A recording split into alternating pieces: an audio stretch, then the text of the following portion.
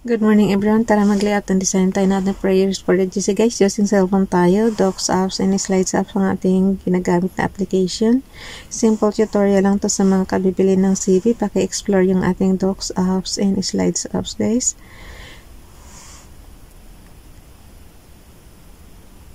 Today is 7 January 2024. Ang ating font ay AB Garamond, size 12, text color ay neon blue. Highlight color is yellow. So, type na natin dito. Alisan ko ng underline. Yung updated natin na 07 January 2024.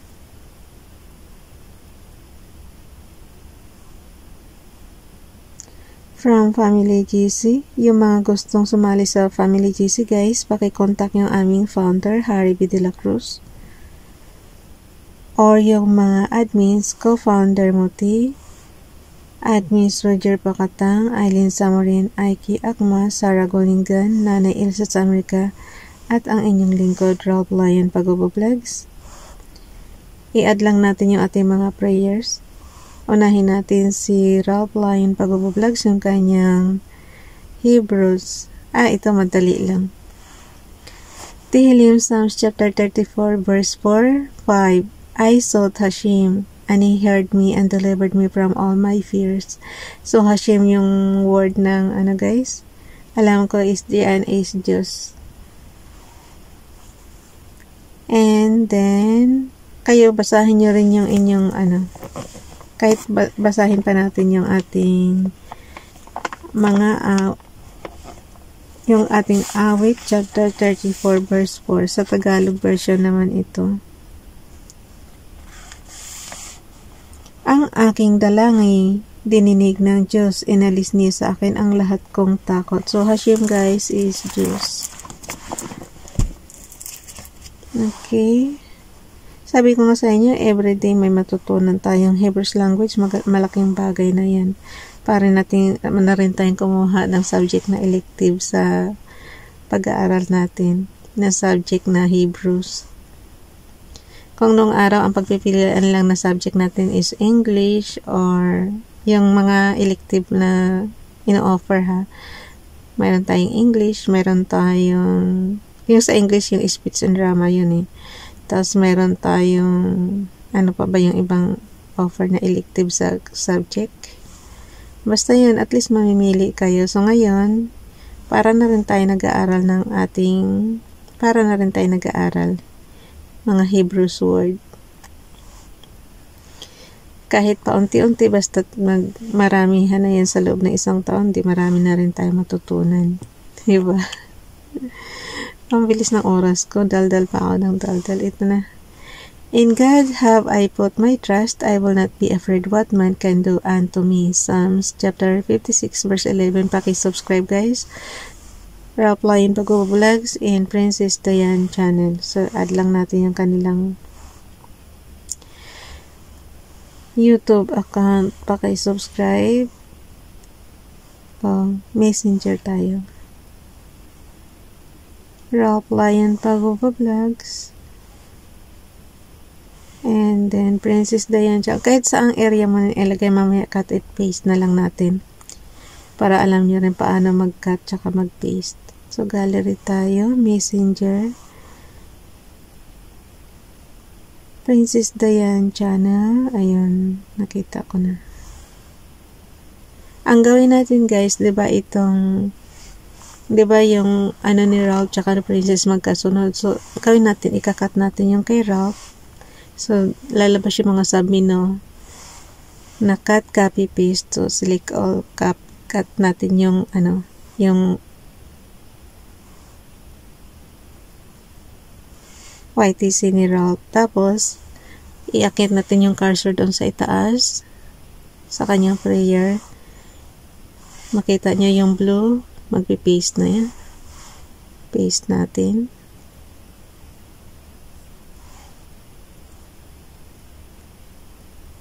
Enter ko nga pa ng isa. Nalilito siya eh. O yan.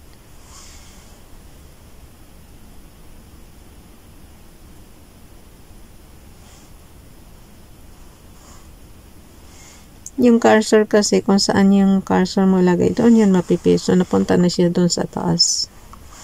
Diba? So, lagay natin size 3. Ba't ako nakatagilid na? Ewan ko bakit pag nag-layout ako, pag nakatagilid yung cellphone, tumatagilid yun din yung liig ko. Okay. Dito naman tayo sa repost prayers. Ano nangyari? Napunta ako sa page 9. Kasi sabi ko nga sa inyo guys, inedit ko lang ito. Katamaran ko ba? Kaya ayan. So, lagyan natin repost prayers. Yung January 7, 2023 guys. Enter natin. So, mamimili lang tayo dito ng ipopost natin. Itong kay Jinta ba? Kuhanin natin to. Paki-subscribe guys, Miss Health and Beauty TV. Yung kay Sis Jen yan. Ang hirap mag-delete, no? Kasi nga, pipiliin na lang natin yung i-repost prayers natin. Yung prayers na to last year ito. So, yung updated lang natin dyan is yung Hebrews prayers natin, tsaka yung kay Princess Diane Chal na KGB Bible. So, yan. Lagay natin dito. Good morning. May God bless your day with joy, peace, and happiness. May your day be worry-free and anxiety-free.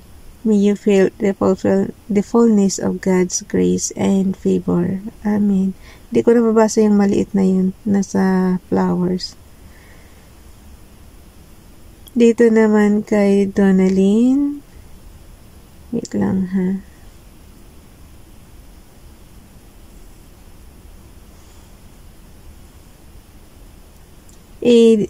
Pinipili ko lang guys yung mga inaano ko. Mga nilalagay ko sa repost prayers. So, kay Donalyn naman. Wait lang. Good morning is not just a greeting. It signifies a hope that this beautiful morning will bring a smile to your face and happiness in your life. From www.inspiringquotes.in niya kinuha. Thank you, Nining. And then, ang gawin natin, so hindi siya kakasya. Ito-type ko na lang yung kay, kay Sis Jen. So, alisin na lang natin to. Pag hindi kasya guys, gawaan nyo na lang ng paraan. YTC Miss Health and Beauty TV.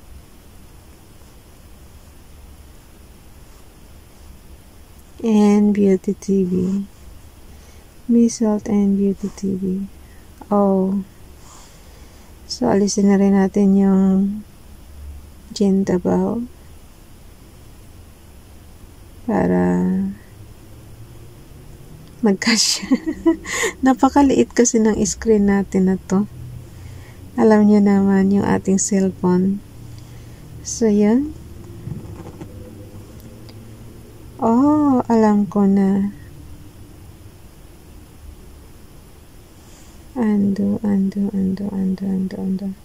Ando lang natin muna guys. Para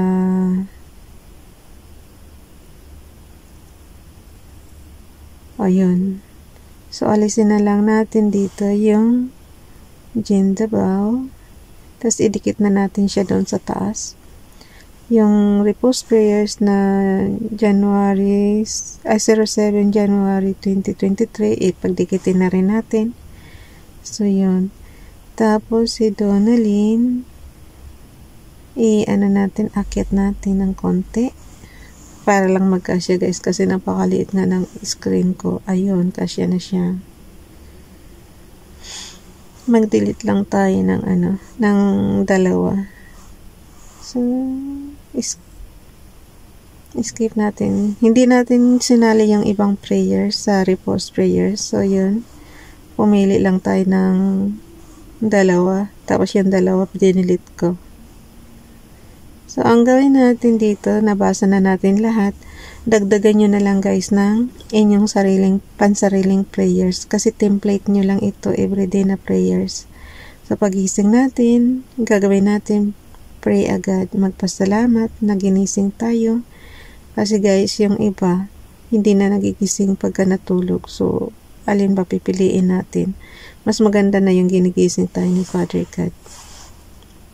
So, pag nakita nyo ng i-center na yan, naka-center na siya, i-screenshot nyo na on and off button and low volume button. Since dalawa yung ating prayers na page, gawin din natin, dalawa din ang ating screenshot. So, sabi ko nga, pag naka-center na, i-on and off button and low volume button, yan na yung ating ipapasa sa GC. Gawin natin, pagdidikitin lang natin sandali sa ating slides. So, crop muna natin bago natin idugtong doon. Alam niyo na guys, yung pagka-crop, diba? Press niyo lang yung graphics, tapos piliin niyo yung edit, tapos may nakalagay ulit na submenu dyan, is crop. So, piliin niyo yung crop, and then, pag na-crop niyo na, i-check na yan, tsaka isi-save. So, check na natin to. And then, ayaw niya magpantay. Pag ayaw magpantay, bitawan nyo na lang. So, yun. Check na yan. And then, save yun sa corner. Tapos, since dalawa yung in-screenshot natin, dalawa rin ang ating pagka-crop. So, the same procedure lang. Edit, crop. Pag pinindot nyo kasi yung graphics, marami ng submenu na lalabas dyan. Mamimili na lang kayo kung anong gusto nyo sa graphics nyo gawin. Kasi user-defined naman ito guys. And then, menu-driven din kasi picture lang, maiintindihan nyo na eh. Yung mga menu na picture lang ba? Yun. Yung mga icon lang dyan. Madaling maintindihan yung mga drawing na yan. So, yan. Pag na-crop na, click na, save. And then, yung mga hindi na kailangan, burahin na para save sa space. Napakarami na nating graphics sa totoo lang. Hindi na mabilang.